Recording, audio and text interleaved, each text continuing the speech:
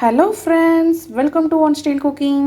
நாம் இன்றைக்கி பார்க்க போகிற ரெசிபி வந்து பார்த்திங்கன்னா, இந்த வருஷம் விநாயகர் சதுர்த்தி, அது மட்டும் இல்லாமல் நம்ம ஸ்கூலுக்கெலாம் பசங்க போயிட்டு வந்தால் ஒரு ஈவினிங் ஸ்நாக்ஸ் ஹெல்த்தியாக கொடுக்கணும்னு நினச்சிங்க அப்படின்னா, கண்டிப்பாக இந்த வாழை இலையில் செஞ்ச கொழுக்கட்டை செஞ்சு பாருங்கள். ரொம்பவே சூப்பராக இருக்கும். அதோட ஃப்ளேவர் அண்ட் டேஸ்ட் எல்லாமே ரொம்ப நல்லாயிருக்கும். வாங்க எப்படி ஈஸியாக டேஸ்டியாக செய்யலாங்கிறத வீடியோவில் போய் பார்க்கலாம். வீடியோக்குள்ளே போகிறதுக்கு முன்னாடி கீழே உள்ள ரெட் கலர் சப்ஸ்கிரைப் பட்டனை கிளிக் பண்ணுங்கள். கூடவே பக்கத்தில் உள்ள பெல் ஐக்கானையும் கிளிக் பண்ணுங்கள். அப்போ தான் நான் போடுற வீடியோ எல்லாமே உடனுக்குடன் உங்களுக்கு தெரிய வரும். வாங்க இப்போ வீடியோக்குள்ளே போகலாம். இப்போ ஒரு கடாய் வச்சுருக்கேன். இதில் 1 கப் அளவு அரிசி மாவு அதை சேர்த்து லைட்டாக வறுத்துக்கலாம். நீங்கள் கடையில் வாங்கின மாவாக இருந்ததுன்னா லைட்டாக வறுத்துக்கோங்க. ஒருவேளை நீங்கள் வீட்டில் வந்து பச்சரிசி ஊற வச்சு அதை வந்து லைட்டாக காய வச்சு மிஷினில் கொடுத்து திரிக்க வச்சிங்க, இல்லை வீட்டிலே திரிக்க வச்சு சளிச்சு வச்சுக்கிட்டீங்க அப்படின்னா இந்த மாதிரி வறுக்க தேவையில்லை. கடையில் வாங்கின மாவுங்கிறதுனால லைட்டாக வந்து வறுத்து எடுத்துக்கிறேன். இப்போ மாவு நல்லா வறுபட்டுடுச்சு. இப்போ இதை ஒரு பாத்திரத்தில் கொட்டிடலாம். இப்போ ஒரு பேனில் நான் எடுத்த கப்புக்கு 3/4 கப் அளவு வெல்லம் எடுத்திருக்கேன். இது கூடவே ஒரு 1/2 கிளாஸுக்கும் கம்மியாக தண்ணி சேர்த்தாலே போதும். இப்போ இந்த வெல்லம் வந்து நம்மளுக்கு கரைஞ்சா போதும். இது வந்து பாகு கன்சிஸ்டன்சி அந்த மாதிரிலாம் எதுவும் வரணும் அவசியம் இல்லை. இது வந்து வெள்ளத்தில் உள்ள ஏதாவது தூசி ஏதாவது இருந்ததுன்னா நம்ம ரிமூவ் பண்ணுறதுக்காக தான். இது வெல்லம் நல்லா கரையட்டும். பாருங்கள், வெல்லம் நல்லா நம்மளுக்கு கரைஞ்சிருச்சு. இப்போ நம்ம அடுப்பை ஆஃப் பண்ணிடலாம். இப்போ நான் வறுத்த மாவை ஒரு பவுலில் தட்டி வச்சுருக்கேன். இதில் கொஞ்சமாக ஏலக்காய் தூள், நான் வந்து ஏலக்காய் மட்டும் சேர்த்துருக்கேன். உங்களுக்கு சுக்கு வேணுனாலும் இந்த ஏலக்காவையும் சுக்கையும் நுணுக்கி சேர்த்துக்கலாம். இதோட எள்ளு சேர்த்துக்கோங்க, கருப்பு எள்ளு. இது கடிபட்டு சாப்பிட்றப்ப ரொம்ப நல்லாயிருக்கும்.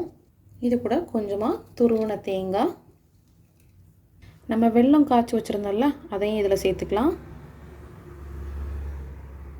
நல்லா வடிகட்டி சேர்த்துக்கோங்க. தண்ணி ரொம்ப அதிகம் சேர்த்துட்டீங்க அப்படின்னா உங்களுக்கு வந்து மாவு வந்து ரொம்ப தண்ணியாயிரும். அதனால் பார்த்து வெல்லம் வந்து நம்மளுக்கு கரைஞ்சா போதும். தண்ணி கம்மியாக சேர்த்து கரைச்சி எடுத்துக்கோங்க. இது கூடவே ஒரு டீஸ்பூன் போல் நெய் ஆட் பண்ணிக்கலாம். நெய் ஆட் பண்ணால் நம்மளுக்கு ரொம்ப டேஸ்ட்டாக இருக்கும். கொழுக்கட்டையும் நல்லா சாஃப்டாக வரும். அவ்வளோதாங்க. இப்போ இது எல்லாம் சேர்த்து நல்லா மிக்ஸ் பண்ணிக்கோங்க. வெல்லம் நம்ம கொதிக்க வச்சு கரைச்சி வச்சுருக்கோம்ல, அதை வந்து ஃபஸ்ட்டே வந்து ஃபுல்லாக சேர்த்துறாதீங்க. எப்போவுமே எந்த பலகாரம் செஞ்சாலுமே கொஞ்சம் கொஞ்சமாக சேர்த்துக்கோங்க. தேவைப்பட்டால் நம்ம கடைசியில் ஆட் பண்ணிக்கலாம். பாருங்கள், இதுவே வந்து பார்த்திங்கன்னா போதுமானதாக இருக்கும். நீங்கள் எள்ளு சாப்பிட மாட்டேன்னு நினச்சிங்கன்னா அதுக்கு பதிலாக நீங்கள் வந்து தேங்காய் கட் பண்ணி வறுத்து சேர்த்துக்கலாம். அப்படி இல்லைன்னா பாசிப்பருப்பு கூட நம்ம ரோஸ்ட் பண்ணி இதில் சேர்த்திங்கன்னா ரொம்ப நல்லா வாசனையாகவும் இருக்கும். கடித்து சாப்பிட்றப்ப நல்லா டேஸ்ட்டாகவும் இருக்கும். இப்போ நல்லா மிக்ஸ் பண்ணியாச்சு. இது வந்து கொஞ்சம் உதிரியாக இருக்க மாதிரி இருக்குது. அந்த மாதிரி இல்லாமல் நல்லா ஒன்றா சேர்ந்து வர மாதிரி பிசையணும். அதனால் நான் கொஞ்சமாக வந்து இதில் அந்த சர்க்கரை கரைச்சி வச்சுருக்கோம்ல அதை ஆட் பண்ணிக்கிறேன். பாருங்கள், நல்லா ஒரு சப்பாத்தி மாவுக்கு பிசைகிற மாதிரி நல்லா பிசைஞ்சு எடுத்தாச்சு. வெல்லத்தோட கலர் வந்து நல்லா டார்க்காக இருந்துச்சுன்னா உங்களுக்கு வந்து கொழுக்கட்டை நல்லா சூப்பராக இருக்கும். லைட் கலர் வெல்லமாக இருந்துச்சுன்னா உங்களுக்கு ஸ்வீட் நல்லாயிருக்கும். பட் ஆனால் கலர் கம்மியாக தான் இருக்கும். பாருங்கள், வாழை இலையை நல்லா கட் பண்ணி க்ளீன் பண்ணி எடுத்து வச்சுருக்கேன். இதுக்கு நடுவில் வந்து இந்த மாதிரி தண்டு இருக்கும். அதை வந்து இது வந்து நமக்கு தேவையில்லை. இது இருந்துச்சுன்னா நம்மளுக்கு வந்து ஃபோல்டு பண்ண முடியாது. அதனால் இதை மட்டும் கட் பண்ணி எடுத்துட்டேன்.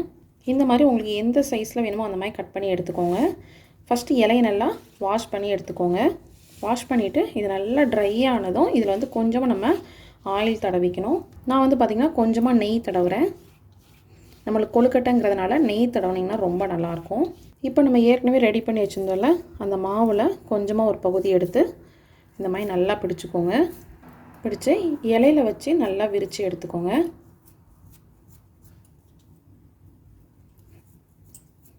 இந்த மாதிரி நல்லா தட்டி எடுத்துக்கோங்க.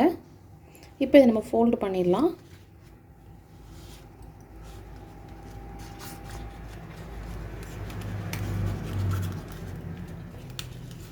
பாருங்கள், இந்த மாதிரி நான் ஃபோல்டு பண்ணி எடுத்துட்டேன். பாருங்கள், இந்த மாதிரி நான் ஃபோல்டு பண்ணி எடுத்துட்டேன். இந்த மாதிரி ஃபோல்ட் பண்ணிவிட்டு நம்ம கயிறு வச்சு எதுவும் கட்டணும்னு அவசியம் இல்லை. நம்ம மடித்த பகுதி வந்து கீழே தான் இருக்குது. அதனால் இப்படி நம்ம டேரெக்டாகவே இப்படி வச்சிடலாம். இந்த மாதிரி வச்சிங்கனாலே போதும். நம்ம எதுவும் ஃபோல்டு பண்ணணும்னு அவசியம் இல்லை.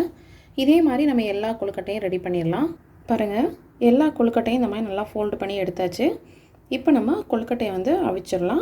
இப்போ ஒரு இட்லி பாத்திரத்தில் தண்ணி கொதிக்க வச்சு அதுக்கு மேலே நான் ஸ்டீமர் வைக்க போகிறேன். நீங்கள் வந்து இட்லி தட்டிலே கூட வேக வச்சு எடுக்கலாம். இப்போ நம்ம ரெடி பண்ணி வச்சுருக்க கொழுக்கட்டையை இந்த பொசிஷனில் வச்சுக்கோங்க. நம்ம ஏற்கனவே மடித்து வச்ச பகுதி வந்து கீழ் நோக்கி இருக்கணும். இப்போ நம்ம கொழுக்கட்டையெல்லாம் அடுக்கி வச்சாச்சு. இப்போ இதை மூடி வச்சு நல்லா ஒரு 15 நிமிஷம் வரைக்கும் நல்லா வேக விடணும். இதில் பார்த்திங்கன்னா அந்த இலையோட கலர் வந்து கொஞ்சம் நல்லா மாறி இருக்குது. நம்மளுக்கு கொழுக்கட்டையும் நல்லா வெந்துருச்சு. இப்போ இதை நம்ம எடுத்துடலாம். இப்போ உள்ளே எப்படி குக் ஆகிருக்குங்கிறத பார்க்கலாம். அந்த வாழை இலையோட வாசனை அவ்வளோ சூப்பராக இருக்குது.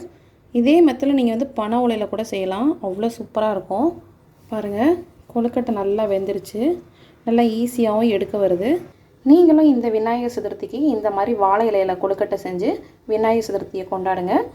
உங்களுக்கும் இந்த வீடியோ ரொம்ப பிடிச்சிருக்குன்னு நினைக்கிறேன். இந்த வீடியோ பிடிச்சிருந்துச்சுன்னா மறக்காமல் உங்கள் ஃப்ரெண்ட்ஸ் அண்ட் ஃபேமிலிக்கு ஷேர் பண்ணுங்கள். அது மட்டும் இல்லாமல் நம்மளோட சேனலை லைக் பண்ணுங்கள், ஷேர் பண்ணுங்கள், கமெண்ட் பண்ணுங்கள், முக்கியமாக சப்ஸ்கிரைப் பண்ணுங்கள். நெக்ஸ்ட் ஒரு சூப்பரான ஒரு வீடியோவில் மீட் பண்ணுறேன். தேங்க்யூ.